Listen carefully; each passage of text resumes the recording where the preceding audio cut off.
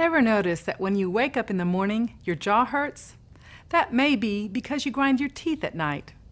Teeth grinding, also known as bruxism, often happens during sleep. Bruxism may be related to stress and anxiety, sleep disorders, an abnormal bite, or temporomandibular joint disorders. Symptoms can include a dull headache or sore jaw.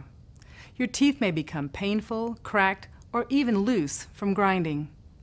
Your dentist can fit you with a mouth protector to help guard teeth during sleep. If grinding your teeth or clenching your jaw is caused from stress, find ways to reduce tension. Try practicing relaxation techniques, exercising, or yoga.